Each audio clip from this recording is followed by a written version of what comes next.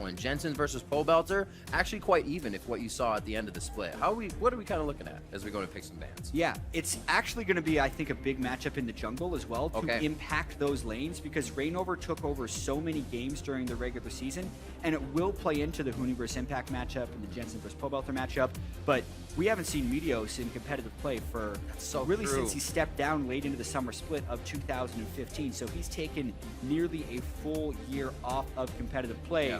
And his first matchup is against the reigning MVP. So we'll be able to make our snap judgments, but I think a lot of it comes down to that jungle matchup. Nidalee out. Be surprised to see the Victor or Azir stay up. Bryce has already been banned. We'll see what the last one is. It's actually Maokai, so both Victor and Azir stay. First pick. We were talking before the show, actually, that Reignover is going to be very comfortable on Rek'Sai. Yes. Or any of the old school junglers, and I don't think Reignover necessarily had that great of an adaptation to the Nidalee Kindred meta. So I was expecting Cloud9 to actually just first pick a jungler or force Immortals to ban 2, but with the late ban of Nidalee, it's actually very surprising, because that could have been an early power pick jungler for Cloud9. But basically that just tells me, because of the small Nidalee nerfs, Meteos just either wasn't comfortable playing Nidalee into Rek'Sai, or was actually scared of Reignover's Nidalee. The last ban is quite questionable to me for Cloud9 because of those reasons. Yeah, we also saw some Zac recently as well, so Meteos coming back.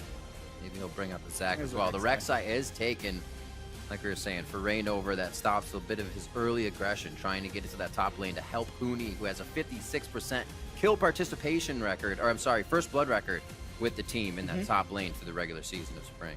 Yeah, over half the games Huni was getting first blood. Goes to show how quickly Immortals was jumping out to leads in a lot of their games. But with the Rek'Sai taken away and 2 junglers banned, the normal fallback that we've seen throughout most of the world, since it's very common to see Kindred and Nidalee banned, is an Elise. But this is also Reignover we're talking about, who's played a ton of Olaf in the past, and I wonder if he's going to think about breaking that out in the jungle a little bit later in the draft. He may even Graves as well, still left up on the board. Echo Ashe is going to be picked up, giving Turtle even the option to initiate in this competition that says Echo already wants to go in. Yeah, so, all right, they're picking Echo. Thank goodness. Now, would we go AP or Tank Echo? We thought he was going to be doing this in the playoffs. He decided to finally pick up on the tanks, and most likely seeing... Well, they banned his Lucian, so... a Tank Echo. Yeah, they banned his Lucian. No way. We could have also first picked that if you're Cloud9, but I like their first pick, Rek'Sai. And the Ashe is something that we've seen a lot of over in Korea. The AD carry meta constantly evolving, especially with the Lucian being banned out, and some of the new itemization choices if he wants to go Black Cleaver. We'll see how Immortals use that to initiate.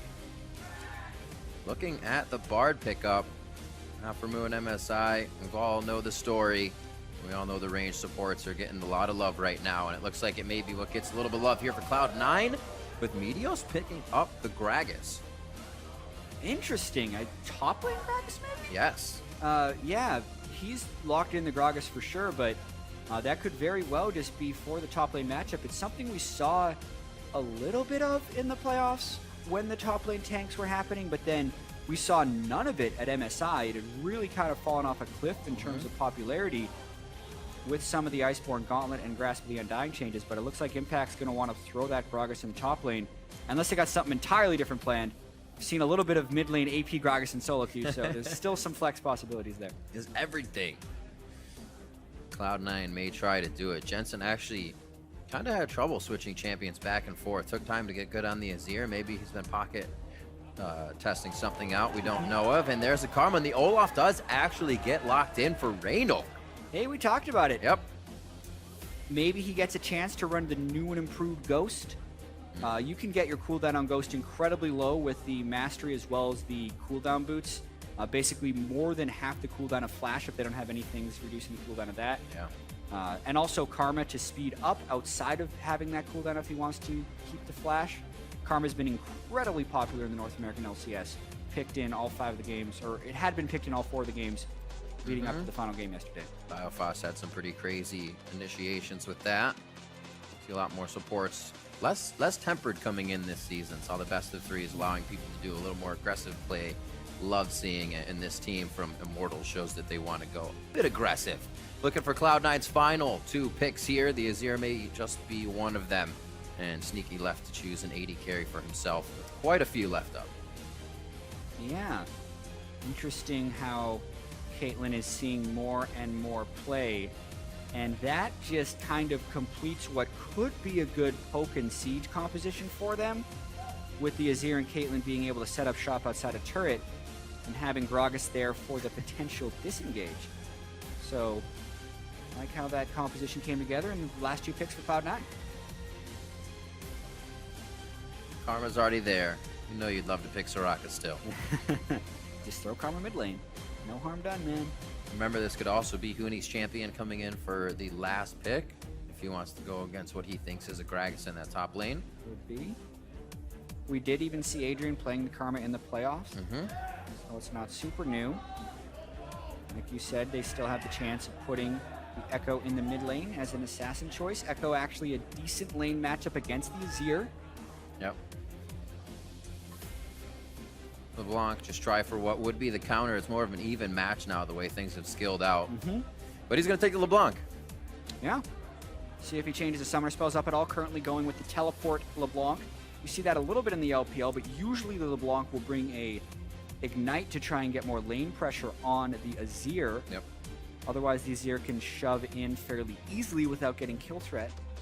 But there's also the epic power of double TP if they want to try and capitalize off some Ash Arrow ganks in the bottom lane. Yep. Summoner choices are actually kind of interesting here. I'm wondering if Reignover is going to keep Flash and if Pop-Up is going to keep Teleport. Heal as well for Jensen so far. I'm really keeping my eyes on if Immortals can find a glaring weakness here between Meteos and Impact in the top lane. 2 different players coming into the lineup. The communication may not be there. We heard it was already been a little difficult with Impact in tight situations, but if Reignover can find that and just kind of plant himself inside that caveat that they would have, it's going to be real tough for Cloud9 to get off their ground running. Exactly. Communication is the biggest question for Cloud9. Impact was, he's always tried to be a leader on teams, but now when he comes in and he's the only native Korean speaker on this team trying to speak a second language, it's going to be a real battle to see what type of communication they have. Reaper, they've talked about how much he's helped the team communicate, but we're going to need to see that come to fruition on the Rift here. All right, we are about ready to roll into this 3-game set. Let us know who you think is going to take down the Nexus in Game 1. I love that we can say that now by tweeting at LOL Esports with the hashtag C9win or the hashtag IMT-win. You'll get to vote a whole bunch. 3 times as much, possibly, as we get into game. The battle arena is on fire, and we're ready to get in. Cloud9 versus Immortals, and we are on the Rift. Oh, baby. Yeah, so we're going to get to see Wild Turtle's Ashe. I wonder how the laning phase is going to swing, if we're going to see standard lanes. So many changes happened in the mid-season Riv. Double jungling has been diminished in effectiveness because there was no experience sharing on jungle camps. So either the top laner gets really far behind in experience, which you don't think Immortals is going to want to do because Immortals always tries to put Huni in favorable matchups. So you're more expected than a normal team to have standard lanes trying to be enforced by Immortals and having Huni in a solo lane directly against Impact's Gragas.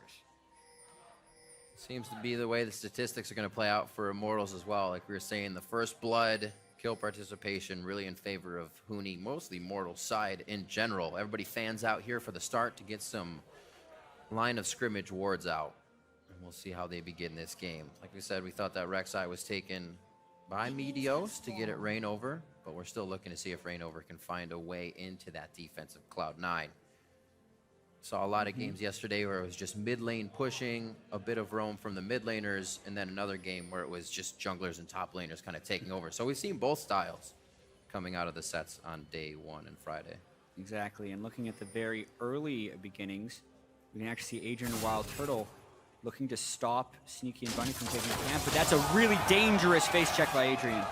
A lot of face checks as well in the past day. Adrian getting hit up on this one. Energy took some damage to just about the same thing yesterday. So teams a little more relaxed there in the early game, not taking as much precaution has definitely cost them. This one definitely not as disastrous as what we saw in the Envy versus Energy series yesterday, because Adrian took about 250 damage, but he did come to lane with 3 potions, so each one of those will heal him for 150. He'll actually only need to chug 1 for now, and as long as he doesn't take harass, the regen and the level ups can bring him right back up. Karma's also one of the few supports who can tango with Bard level 1. that has actually been one of Bard's biggest strengths early, is he can charge up with some meeps and have an incredibly powerful level 1. But Karma has her ultimate at level 1 as well, so it's actually one of the few supports who can trade equally with Bard, and sometimes even favorably. I expect this lane to sting for a while for Impact. He may miss a few CS there, but you're so right. Watch, like, getting hit by the meeps, knowing you almost can't take it, but that Karma lane is something that can stand toe-to-toe, and Adrian knows the exact kind of way you can play that ranged situation.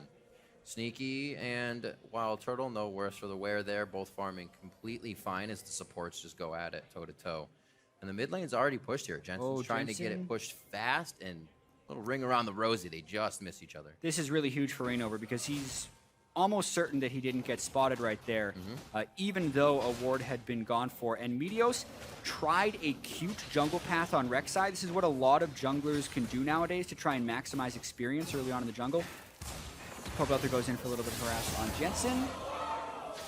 But to explain what happened in the jungle there a little bit more and why Rainover outsmarted Meteos here, is the small camps have about the same experience as the blue or the red buff early on, but you can take the small camps faster. So Meteos tried to skip blue buff on Rek'Sai and then go back, and since he kind of recognized he might be getting invaded, he comes back a little bit later. Now Meteos has lost his efficiency, whereas Rainover has still gained his.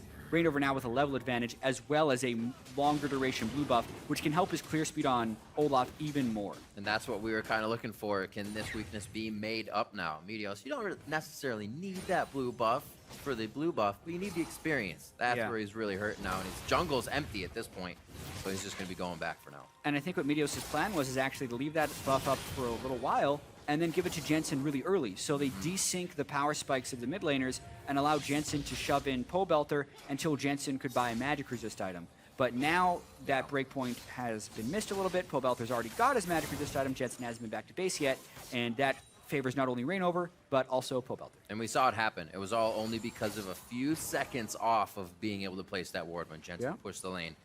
Rainover had already made his way into the jungle. See how they continue to build off that. Bot lane has not stopped trying to build off the damage they have. Bunny Fufu, even with a depleted mana bar, tries to get the extra bit in. Sitting low right now, but it's pretty much just farming for Sneaky. No real lead towards the bot lane, but no jungle pressure either. Yeah, Infernal Dragon will be the first Drake, by the way. Yep. Rainover with a decent advantage onto Meteos. I'm going to be interested to watch these guys battle throughout the best of 3. Mainly because when Meteos was at his best, his jungling style was very, very efficient, which I think is one of the things that defines Rainover's jungling as well, is just being in the right place. Rainover's a little bit more counter-jungle focused than Meteos was, but Meteos was always very efficient. So they're both, at their core, farm-heavy junglers who can also apply pressure after getting farmed. And now they're kind of set to clash. There's the Mantra shield. Rainover's getting the tank in. He gets Summoner heal out as well. Hooney's going to come in and try to do, but he's got no mana on the entry. Hooney goes down, getting way overzealous in the play.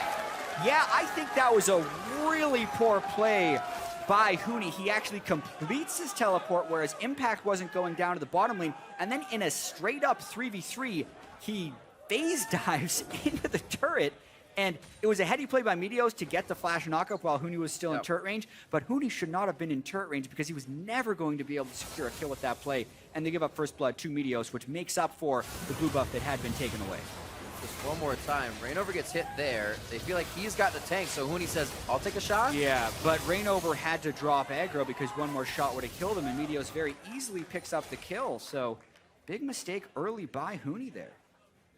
Trying to go aggressive, see if he can pull it back this time. Sometimes that did get the better of Hooney throughout games. He'll fall behind, so he wants it even a little bit more. See if he can temper that aggression.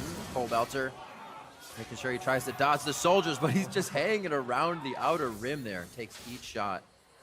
This lane, though, 50-50. Very even across the board pretty much throughout all the lanes here. We've only seen Rainover be able to get something, and really, Immortals wasn't able to work off that. Yeah, and that ward placement for Jensen, Rainover's walked through paying a off couple now. of times. Even a double, looks like a double pink ward, accidentally placed in the brush, or just a pink ward and a normal ward. So Immortals over-warding a little bit. Not the crisp, clean play that you wanted Immortals to start out with for the split. Just a quick push out there.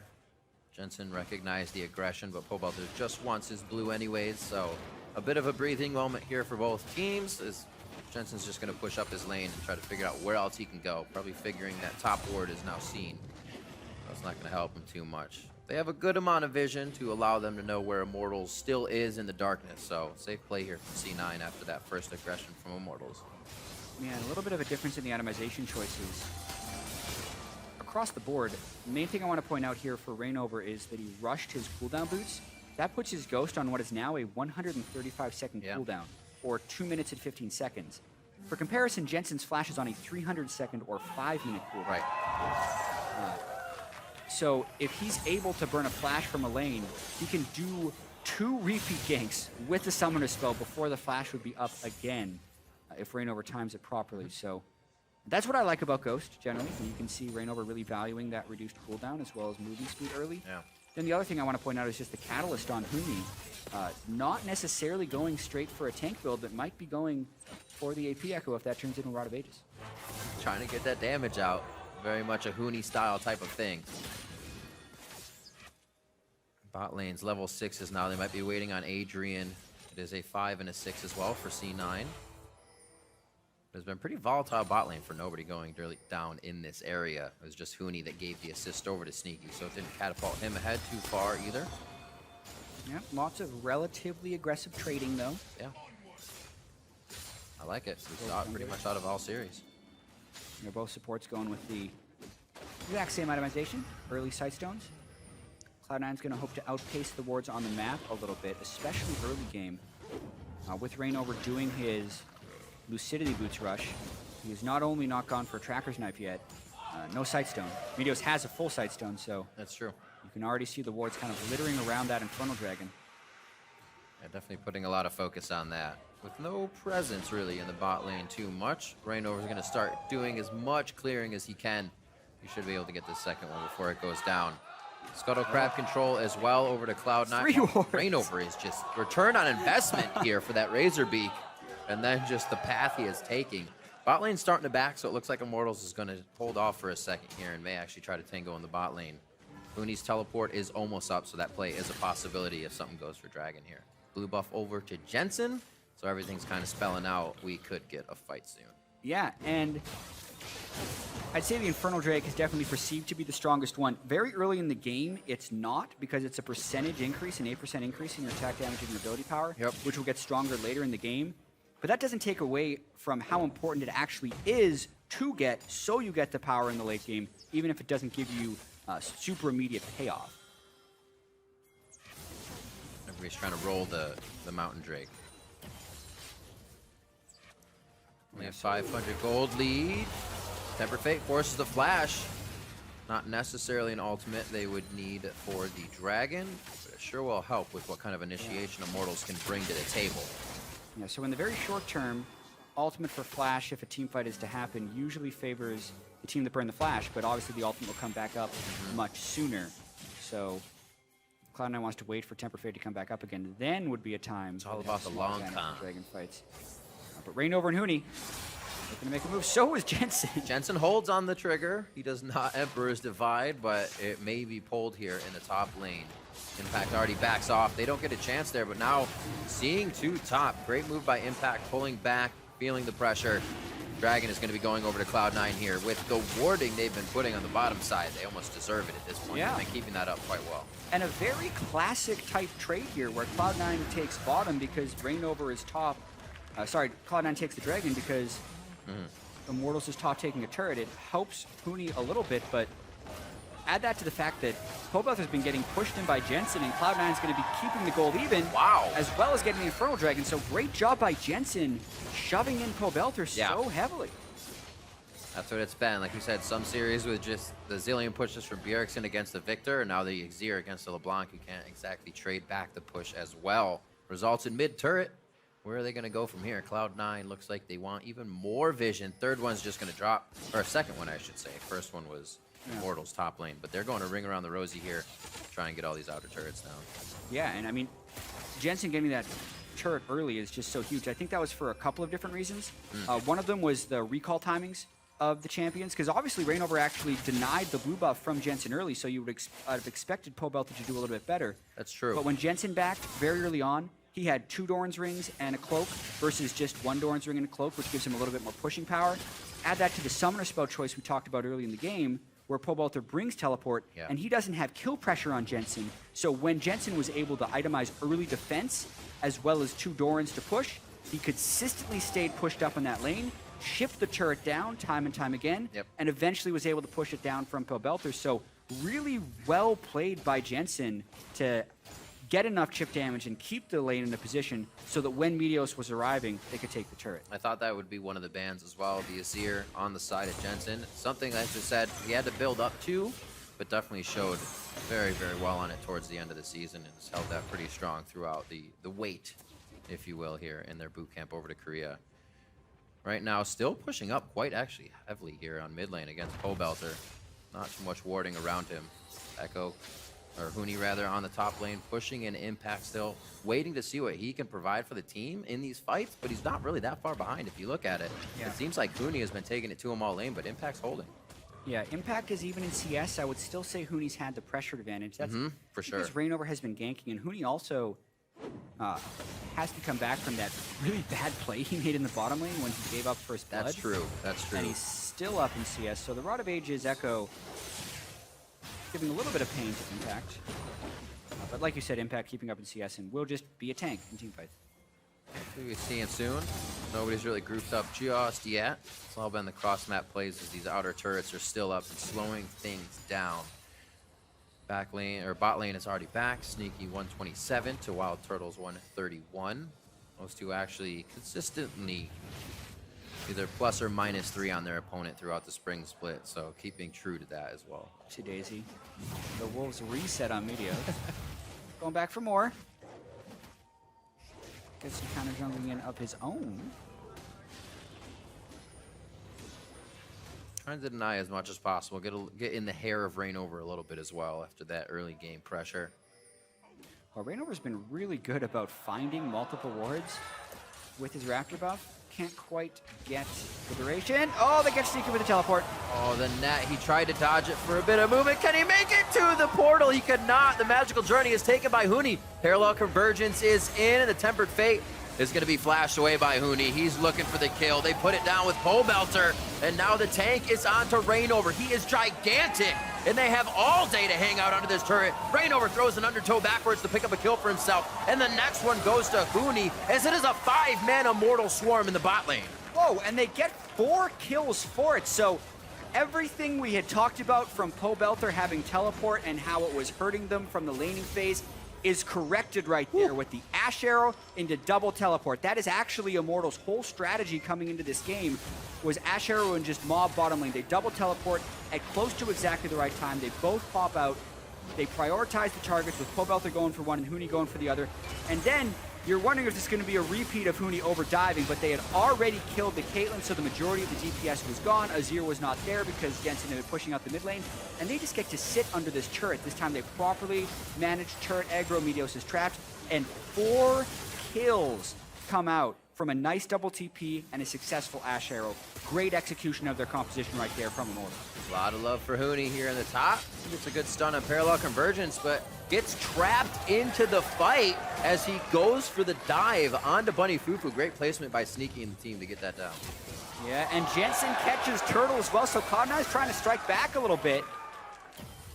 Jensen is by his lonesome, but the rest of his team is helping him out. The plethora of wards are paying off for Cloud9. Throwing the far sights forward and keeping the sight stones coming. They're getting a few here and there. Yeah, and Azir turret ends up going down at the end of that one. But basically, as Immortals used all of their resources to go down and gank bottom lane, Jensen wasn't even involved in that fight, so he's able to find Wild Turtle in the jungle and punish. And a big roam up top punishes Huni for being a little bit overzealous. And the game actually stays quite close after Immortals seem to just kind of have that switch that they pulled to get 4 kills in the bottom lane. They end up getting 2 back. Jensen being alive picked up quite a bit of CS on that one, and now a kill for himself will catapult forward. Quick Sork boots by for him, and here's how it happened. Yeah, with the gank already happening in the top lane, Wild Turtle did not expect Jensen to just be chilling there. Azir ult into the wall, Ash Arrow to the face. He got his flash. He got his flash. There we go. They did it.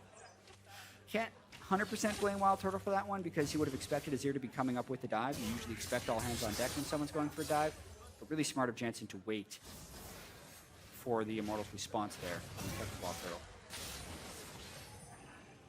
Blue over to Jensen. Top lane is going to be pushing in Cloud9's favor. They don't really have to worry about that right now. They're worried about a mid lane fight. Seeing Rainover peek out from the side, though. They still want it. Turtle goes down immediately. Bunny Fufu is going to be the next as Emperor's Divide is actually keeping Impact from going around here. Fight's pretty broken up now. Huni back in with his Chrono Break.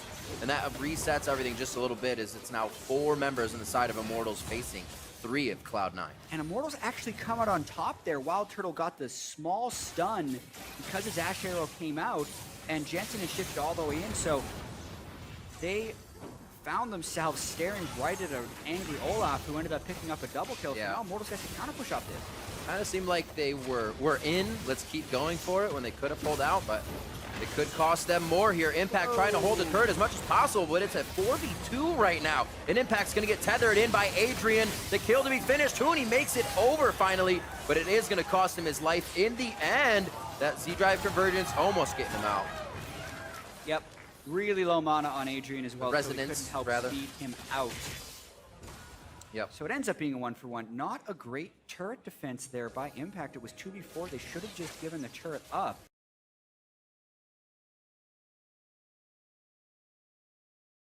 Early season mishaps, you would say, coming from both teams. Huni not super clean on some of his dives, and Cloud9 a little bit of miscommunication, but being able to pick up his second Drake is very fortunate.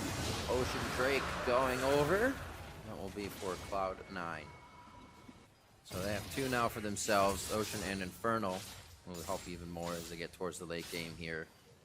We'll see how they continue to use those. So more or less just help them hang out in lane. Yeah, I think Ocean Drake is really, really good, especially for Cloud9, who's going to be trying to set up siege situations. So if they take any poke from LeBlanc trying to dash in and land a few spells, or a Karma Q that goes and connects, or a volley, they can just back up, get out of champion combat, they get that extra percentage regen, and they'll be able to stay on the map for longer in the mid game, which is really, really potent.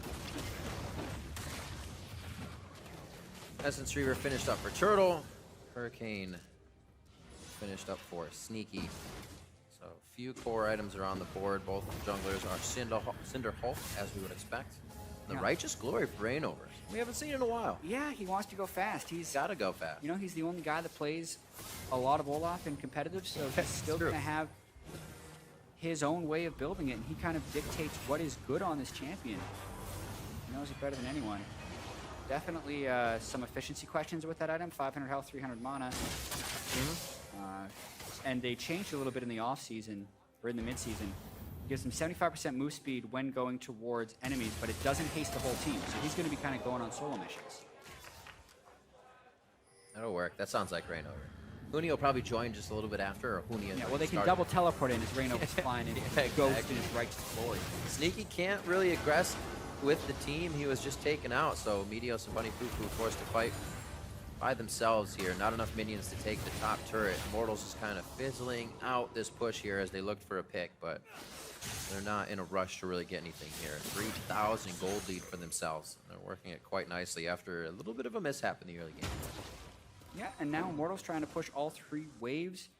One of their trademarks during the regular season was the fact that they just always had the waves in the right position. So even if the kills were close, even if it looked like they were dying, their gold lead was always huge. And then every once in a while they get a few kills and just take down like 3 or 4 turrets directly after, and suddenly the gold lead was 10 to 15,000. This game though, C9 is still hanging pretty tight. They also have the incredibly potent team fight potential of Azir and Caitlyn in the very late game if it gets there. But I think for Cloud9, the challenge is going to be staying controlled against all of the initiation potential of the Ash Arrow as well as the double TP from Immortals. It's going to be so difficult, as you were talking about the lanes. Top, bottom still haven't dropped, so those are pushing in even faster each time. So Immortals is just kind of have a lot of time to play with in those side lanes. Cobalt are already back to the top to get that push, and Huni hovering bottom. Yeah, the only turret Cloud9 has taken was the one that Jensen grabbed really early on. Yeah. So the rest of the lanes haven't had much pressure, and there's another Ash Arrow. Oh, Sneaky gets found again with the initiation from Turtle. They're able to do it from so far away. And Cloud9 is not expecting it. Rainover looking for that quick 1v1, but they're actually getting a lot of pressure on this and may turn around, find themselves Baron. The accuracy on Wild Turtle's Ash Arrows are super key right here because as soon as a McHale's gets pulled for Bunny Fufu or Sneaky has time to go to QSS, it's going to lose its effectiveness, but they've been able to get big rewards out of the last few, and now they go straight for Baron. It's going to be tricky, though. Bardalt can stall it if Cloud9 wants to fight. Huni very low. Chrono Break to start the fight. Looks like they're going to Tempered Fade it. They pull back for now. Adrian gets killed by Baron. Great damage as he was held back by Jensen. Rainover very low to go down. C9 fighting this one well. Impact flashes away, and Jensen's doing what he can. A triple, looking for a quadra from Jensen. Pobelter's on the left, and they almost know it immediately as he phases away with his distortion. That's the quadra kill for Jensen in the Baron attempt by Immortals. Jensen does an insane amount of work in that fight. You knew Immortals was getting a little bit dicey by going for that with just a 5v4 in a pretty close game. And we're not even in the late game yet, and the teamfight potential of Jensen is already there. So he played that fight spectacularly. Yeah. The Baron that did kill Adrian was also because there was a very tricky-to-see Sand Soldier that Jensen had snuck in there from over the wall. So you can see the very start of this fight, Huni ults back, and then you can see Jensen gets pretty close, and he throws the Sand Soldier in there and gets 2 hits full onto Adrian. So he actually procs Thunderlords as well as when Baron was hitting him. And then it's really just all Jensen in this fight as he's able to also take down Wild Turtle while Pobelter was trying to threaten him off with damage. Doesn't get fooled by the clone. Able to finish off the kill with yet another hit. Huni was in penta health range as well. He just got the better of Impact and was able to make it out. But 6-1-0 now. It's like Jensen has been going back and basically buying full items each time. Finally able to make an impact with one of them. His Immortals bit off way more than they could shoot. Yeah, last year the all LCS first team was Huni, Rainover, Wild Turtle, Adrian. 4/5 of the Immortal starting roster, although many people thought Aphromoo and Piglet should have been there, but it was 4/5. And then Jensen in the mid lane, right over for Pobelter. And you're kind of seeing why right here, because Jensen can be such a high performer in critical situations. Really, the main reason they're winning this game, from his lane pressure onto Pobelter being the only turret Cloud9 has taken even still to that quadra kill. But now, TP from Huni. They're trying to lock down Jensen. Oh, as would I. Jensen goes right down. That kill, much needed to Wild Turtle. Put some cash in his pocket. And now they're on to Meteos, really looking to do some damage here, possibly finalize another kill. He is a tanky target, and they're going to have to give up on that. Impact is in. The team tries to get away. Rainover right into a cupcake. Goes down. The ultimate already quartered down. Don't know why he tried to dive so hard. The eyes onto Huni, but the eyes could also be on the rest of the map as a big wave is mid, and they're pushing Immortals back. Oh, Meteos rushes out with the Void Rush, and now they are onto the map for another Ocean Drake. Oh, that is so huge. The fact that Cloud9 have now controlled the first 3 Drakes, and the fact that they get double Ocean, which really means if they don't die immediately in fights, I feel like they can just back up, but now be getting 8% of their missing health and mana every 8 seconds out of combat from this Ocean Drake. So nice for Meteos. He just goes into the ground. He's like, oh. Yeah, already healing from Rek'Sai, and now just going to be able to heal the full. And a turnaround there from Impact, so the best play he's made all game for sure. Being able to hit Rainover onto a cupcake just to ensure the doom. And we got ourselves a game here. Immortals with the gold lead and some of the aggression, but Cloud9 with the scaling with 3 Dragons as well as Azir. Here Jensen gets trapped in the Echo Stun.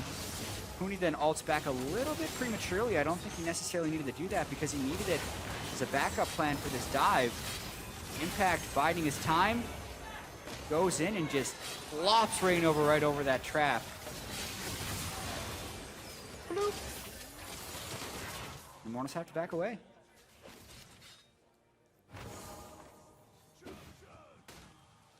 Rainover ult up, Huni ult up, teleports halfway down for Huni and almost up for Pobelter, so no place to really be had there. They kind of lost control over the map. Still having Pobelter go to the top lane though.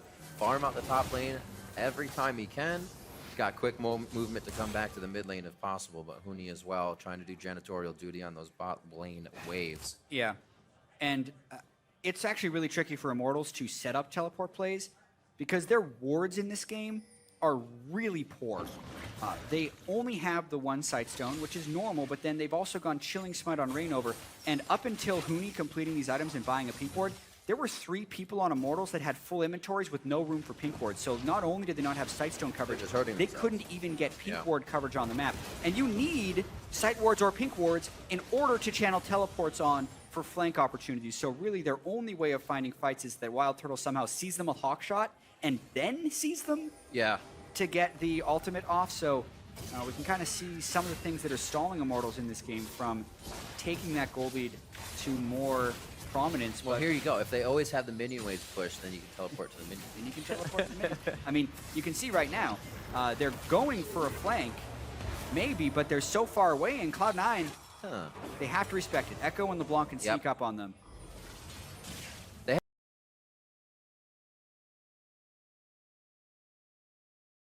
Just walked over, no time to even clear it. And they're ready to set back up again and assess the situation. Pobelter's now to the bot lane, so aggression is definitely a possibility, but there still is the disengage arrow on the side of Immortals. Yeah. Pobelter knows he's got teleport, so he's just going to try and get some easy damage on this turret in the bottom lane. Prompt sponsor Impact, who also has teleport. And actually, Pobelter's got to do a lot of juking because he cannot kill Impact. Oh, Impact misses ultimate. That's unfortunate. About that juking. Pretty easy. Impact, Wisp, Body Slam, and then ultimate. Well played, though. You gotta give credit to Pobelter as well. Making his moves unknown to his opponent. Actually, not too unknown. Down to half health now as he still tries to tango with Impact. The teleport's there. It doesn't look like C9 wants to fight off more than they can chew, knowing that those teleports may be available. 230, 220. The CS is being cleaned up pretty much everywhere around the map accordingly. Jensen still kept that lead from not being in the bottom fight, and it's extended a little bit. But since that fight, Immortals have said, hey, Jensen's pretty strong. We probably shouldn't fight him right now when he's 6-1. So they killed him once, and they're waiting for that next chance. Yeah, but now he's completed Raw Eyes, Void Staff, and it'll be a little bit harder. Meanwhile, Sneaky's approaching the really powerful point in the game for Caitlyn. Once he completes that second Zeal item, he'll be hitting the 70 to 80% crit thresholds on Caitlyn. Crit headshots with the Hurricane, very frequent and very painful. So really liking Cloud9's chances as this game moves on. Impact is going to have to make sure to place his spells properly. I've never liked the way Gragas scales in the late game, especially when you compare him to what Echo will be able to bring. But if Impact can land the right type of ultimate onto Wild Turtle, none of those scaling problems will matter because they'll instantly be able to kill Wild Turtle. Definitely, Cloud9 has definitely been able to weather the storm from those 4 kills Immortals got in the bottom lane. Back and forth for Huni and Impact. Doesn't look like much is going to come out of this tank fight. A lot of pings towards the top side. Both teleports are up. Who could be faster? Rek'Sai turret, their tunnel's getting taken down, so they can't void rush into a spot behind.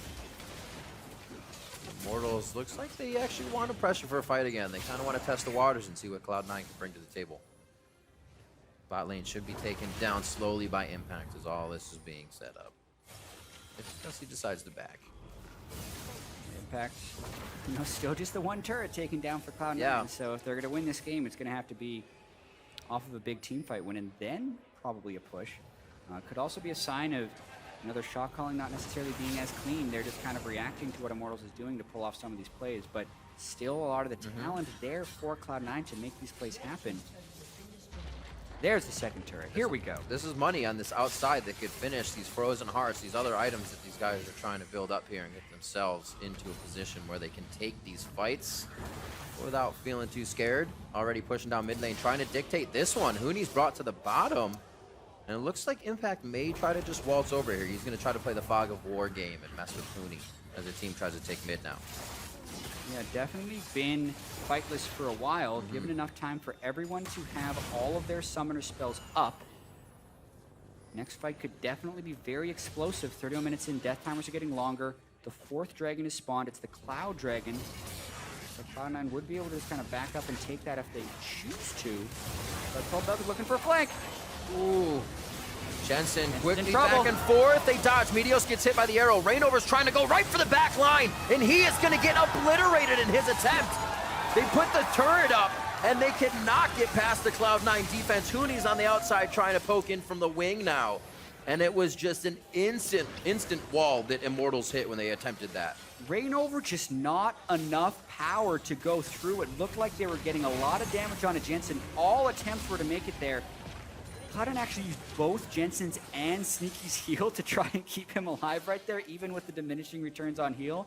But it does keep him up. That means they kill Pobelt and Rainover, and now they might look to turn for Baron. They're pretty low, though. Maybe just a recall. It would be scary. Even though it's not a 50-50, you have to wonder how much damage you can get from the outside of. Oh, boy. That's a Meteos behind them. All the ruse. Grag Assault is not up, but they may have the control. Hooney's going to be hit here. Chrono Break goes back. It's enough damage to not deter, rather, Cloud9. They stay in the fight knowing they're going to capitalize on 2 more kills. It's Wild Turtle and Hooney, but now Rainover's up. Does he go face first into the Baron pit for the 50-50? And look at the regen that Cloud9's been able to get because of those 2 Ocean Drakes as well. When they fall back to return that fight, they all come back at full health by the time Meteos salts back in. Now, Rainover going for a steal. They're just going to try and kill him. Oh, he's like, I can hit it, I can do this! Oh, he stole it!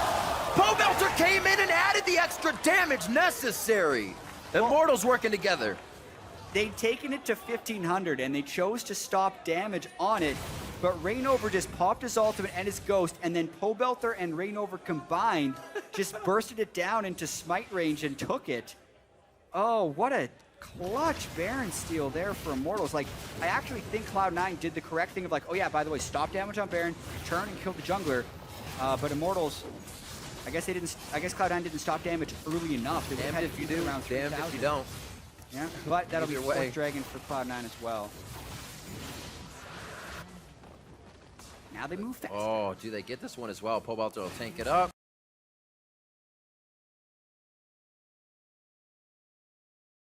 And a Cloud Drake being picked up. Gotta go fast. Yeah. See what happens. So Adrian's here toying with them, pulling a few off, so the shield So we need to pay attention to the Baron health right there. He speeds them up. Like they peeled off at 1500, and they just burst it. Pobelter uses a spell combo, and Rainover smites from 650, and Meteos was already peeled out to try and stop Rainover, so he may not have even been looking at the Baron at the time. Yep.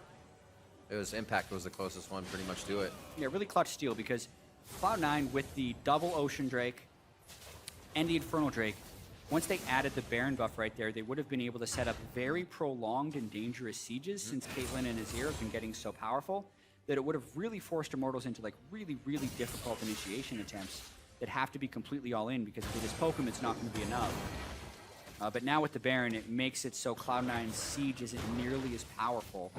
And Immortals can even get some split lane pressure because they have Baron-empowered minions on multiple people. Looking good all around. Adrian picking up his Ardent sensor. Give the team some assistance in those shields. There's one for himself and a teammate there as he mantras out as they poke back. Meteos so tanky right now as well. Deadman's plays Spirit Visage and another Chain Vest on top of it. But Cloud9 respecting Immortals here, but it's really giving them a lot of map control. Hooney to the top side, and Pobelter really not leaving a side lane either. Yeah. The 4 Drakes are definitely the defining factor in this game. Immortal's going to have to pull out some magic or just a really clean initiation. Yeah, we got Elder now. To get anything done, but the windows that Immortals was capitalizing on to get their early lead that they kind of lost when they went for that Baron that resulted in Jensen quadra kill. Oh, Impact is looking to kill Pobelter. Go for the one with the blue buff. They both have blue buff. Oh no, what do you do? Pobelter gets away. That's right.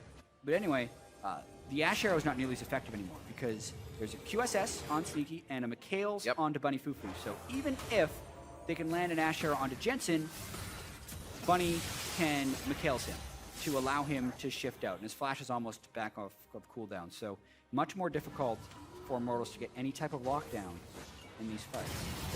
There's a lot of safety as well in the Zanyas for a Azir as well. An Azir, I should say. Just after these Zanyas, Emperor's Divide.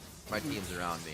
Usually Zanyas is kind of like, well, now I just look gold before I die. Well, they hit him, and Bunny's actually not there, but neither is Immortal. Gets the hold the Zanyas. Meteos already used his tunnel, so he's forced to flash on that one, and Bunny Fufu throws out a quick relic for him to speed away with some health on. So Immortals not shy at all at this point in the game. They want to be able to pressure what lead they have, be it only 2,000 gold. The pressure is on. Reignover down mid. Emperor's Divide does not push away the Ragnarok. And now they're going to be going for the fight. Impact throws down the cask and it separates them. Reignover in a 5v1, and the team cannot enter the ring with him. And Huni ends up well away from the fight. Watch that again. He does finish off Jensen on the backside. So it ends up being 1-4, and I think Jensen going for the game. Look at this one-man turret here. Oh, that damage on Sneaky. Sneaky's gonna go down as well. Pobelter reroutes from the bottom side. Now they're on to Meteos as he takes the arrow to the face, or rather a knee, if you will. 37-47 on the clock, and Immortals have the map to themselves. Oh my goodness, that Huni play. I have to see like where he went in that fight to reappear and just crush. Cloud9 essentially finishes off Jensen and does all the relevant damage to Sneaky when Hope was seemingly lost as well for Immortals. They're going to be able to pick up a lot of turrets. They have really substantial death timers, just a tank and a support up. They could get an inhibitor, maybe more. Oh, the damage coming in. Impact wasn't even ready. He has been one of the last men standing. And then Huni dies to Impact. Go Huni! Huni giveth, Huni taketh away. We'll see this fight one more time. Yeah, so Huni's in top lane. Obviously, Jensen had gone. This is the really early version of the fight where Meteos gets caught out. And then in a little bit, Jensen's going to go for a big play by shifting really far forward. But remember, Gragas is gone and Meteos is recalling. So Jensen must have just felt incredibly powerful and saw Adrian. But Adrian flashed away. Like, that's just a poor play by Jensen. And meanwhile, Huni's like way over on the side. You can see. And he teleports in, and then he must ult back out. Yeah, and he flies right back to his teleport location. So Huni actually misplays the early portion of this fight hugely. Echo ulting back to the start of his teleport location. But then he just kind of waits in the wings to finish off Jensen, gets the stun, nothing he can do. Jensen just watching the fight as he backs. And then later on, he's also able to take down Wild Turtle, which I think was the more impressive part of the fight. So Huni like making misplays and then making up for the misplay and then making another mistake. He's just, he wants to be the defining factor in this game, right? One way or the other. He is Huni. Yeah, that's a huge amount of gold for Immortals. They pick up a bunch of shutdown kills as well as multiple turrets. Yep. So gold is back on them, but the Elder Drake is coming up in 15 seconds. Huni making mistakes look good sometimes as Immortals continue to pressure in 17-14 though. Cloud9's definitely still fighting back, and one of the main reasons the whole base has not fallen yet. They still get a few members of Immortals down and are able to hold the defense after a fight that they did lose. Yeah. And it's the pressure into the chase. No Sibber action coming from Immortals, so they can't get in, but Impact actually gives them the range that they need. Damage. They had just tried to initiate, said no, but said, hey, we'll send one in, and then Ali Oxenfree, everybody come over from Immortals, and they're on to Cloud9. C9 Meteos looks like he could go down in the same fashion as last time, just against the wall in mid. And Jensen, gonna win. One last shot, he gets over the wall, but now they're even onto his teammate. That's Sneaky that goes down. Pobelter, he's just walking along. Boom, there it is. Distorts right into the face of Jensen, and that's the ace. Even if Immortals doesn't have minions, the death timers are so substantial, 49 minutes in here, that Immortals can just take the inhibitor and maybe even just face tank the Nexus turret. It's going to be a little tricky. None of their tanky do. I guess it's just Reignover that would be able to get in there. Huni probably for a few Karma now. shields. Huni can get his shield from his parallel converters. They're just going to go for it. The Karma shield is big. Then the mantra is the repeat. They're going to be able to keep going with that for a while. That's one Nexus turret. Immortals looking for the first game of the series here against Cloud9, who had dominated the Dragons, dominated a bit of the early game, but Immortals able to come back and 41-19 control a solid game and take game one. Wow, and